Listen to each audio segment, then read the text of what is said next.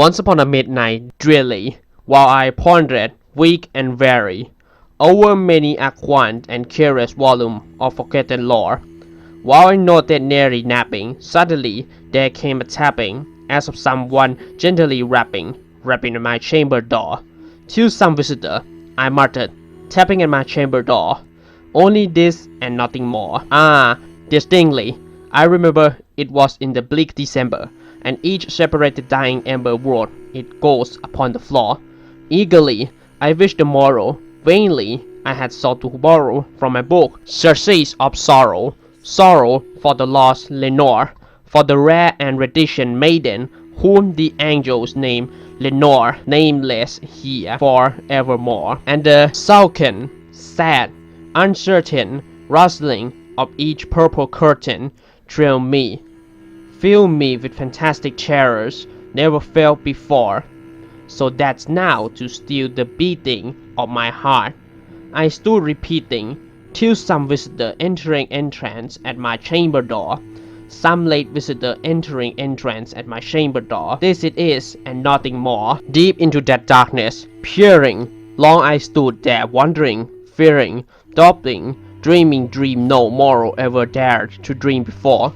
But the silence was unbroken, and the stillness gave no tokens, and the only word there spoken was the whispered word, Lenore. This I whispered, and an echo murmured back the word, Lenore, merely this and nothing more.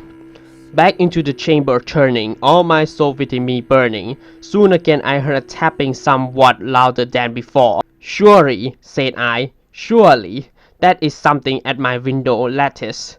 Let me see, then, what Gerard is, and this mystery explore.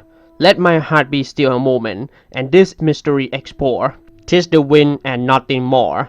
Open here I flung the shutter, when with Mary a flirt and flutter, in there stepped a stately raven of the stately day of yore. Not the least obeisance made he, not a minute stop or stay he, but, with might of lord or lady, perched above my chamber door, perched upon a burst of Pallas, just above my chamber door, perched and sat and nothing more. Then this ebony bird, beguiling my sad fancy into smiling, by the grave and stern decorum of the countenance it wore, told thy dress be shorn and shaven.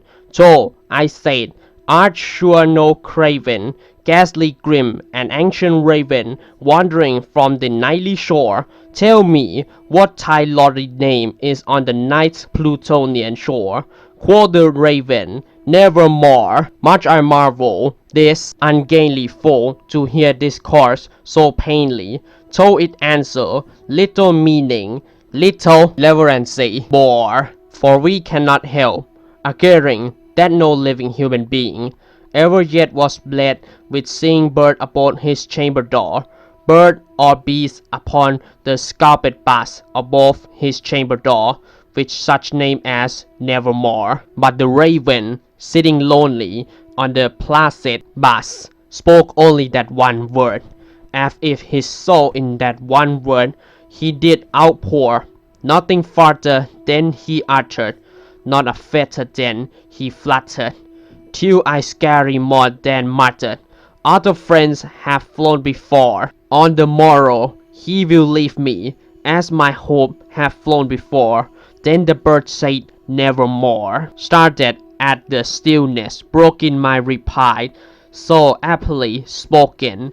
"Doubtless," said I, "what it utter is it only stock and sore, caught from some unhappy master, whom unmerciful disaster followed fast and followed faster, till his song one burden bore, till the dirges of his home that melancholy burden bore, of nevermore." The raven, still beguiling all my fancy into smiling, straight I viewed it, a cushioned seat in front of bird and bust and door. Then upon the velvet singing, I betook myself to linking fancy unto fancy, thinking what this anonymous bird of yore, what this grim, ungainly, ghastly, gone, and omnibus bird of yore, mean in croaking, nevermore. This I sat engaging in guessing, but no syllable expressing. To the four, whose fiery eyes now burn into my bosom core. This and more I sat dividing, with my head at ease reclining on the cushioned velvet lining that the lamplight gloated o'er, but whose velvet violet lining with the lamplight gloating o'er she shall press, nevermore. Then mezzo, the air grew denser, perfumed from an unseen censer swung by seraphim, whose foot fall tinked on the tufted floor. Wrench, I cry, ties God had lent thee, by these angels he had sent thee. Respite, and nepatit, from time memories of Lenore. Quap, oh quap, this kind, nepatit, and forget this lost Lenore. Quoth the raven, nevermore. Prophet, said I, things of evil, prophet still, if bird or devil, wherever tempest sent, or wherever tempest toss, he hear us hoar, desolated, yet all undaunted, on this desert land and hanches, on this home by horror haunted. Tell me truly, I implore, is there blame in Gilead? Tell me, I implore. Quoth the raven, nevermore.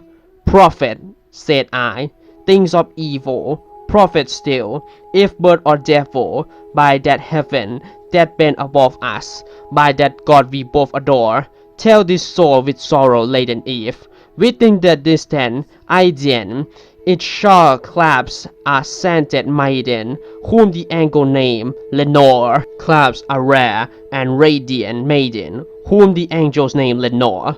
Quoth the raven, nevermore. Be that word our side, or pairing, birds or fiends, I shrink it, upstarting, get thee back into the tempest and the night Plutonian shore. Leave no black plume as a token of that lie Tycho had spoken.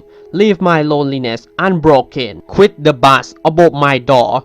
Take thy beak from out my heart, and take thy from off my door. Quoth the raven, nevermore. And the raven, never filthing, still is sitting on the pallid bust of Pallas, just above my chamber door, and his eye have all the seeming of a demon head is dreaming, and the lamplight o'er him streaming throw his shadow on the floor, and my soul from out that shadow that lies floating on the floor shall be lift nevermore.